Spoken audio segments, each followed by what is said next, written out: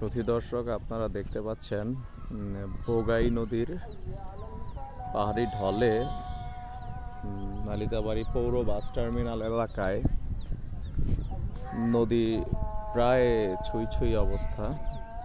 এখানে যে কোনো সময় তীর ভেঙে গেলে একটা দুর্ঘটনা ঘটতে পারে। শহরে প্রচুর পরিমাণে পানি ঢুকতে পারে।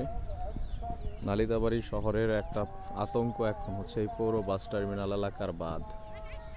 এর আগেও 2-3 বার এই বাঁধ ভেঙে গেছে, কিন্তু ভেঙে গেলেও এখানে যে বাঁধ দেয়া হয়েছে সেই বাঁধ আসলে পর্যাপ্ত স্থায়ী না, মজবুত কোনো বাঁধ ছিল না। আপনারা দেখতে পাচ্ছেন এখানে এই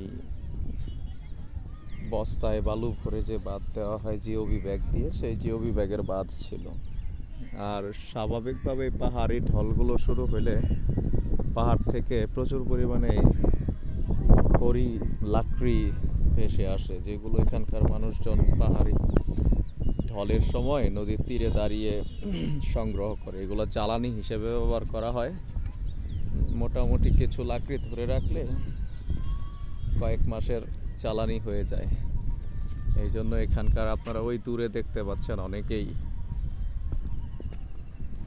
অনেক বড় তারাই বাঁশ হাতে নিয়ে দাঁড়িয়ে আছে নদীর পাড়ে।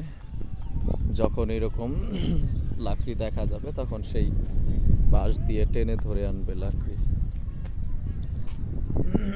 এই জায়গাটা গত বছর ভেঙেছিল। গত বছর ভাঙার পরে এই জিওবি ব্যাগ দিয়ে সিমেন্ট দিয়ে মোটামুটি মেরামত করা হয়েছে।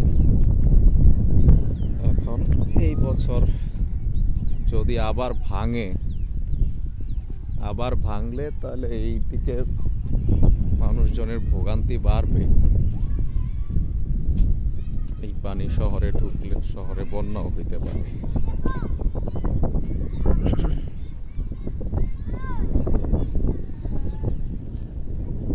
এছাড়াও বিভিন্ন সময় বিভিন্ন প্রকার প্রাণী এই পাহাড়ি ঢলের সাথে আসে।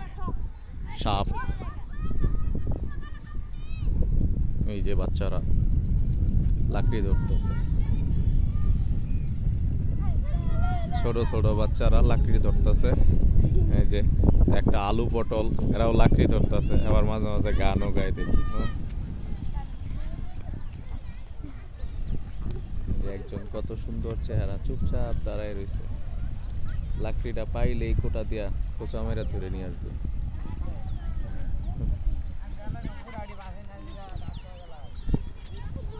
কেন্দি, তুমিও ধরছো লাকড়ি? হ্যাঁ, খড়ি ধরছো? কোনটা তোমার? বাইক থুয়ে আইছো? বাইক থুয়ে আইছে।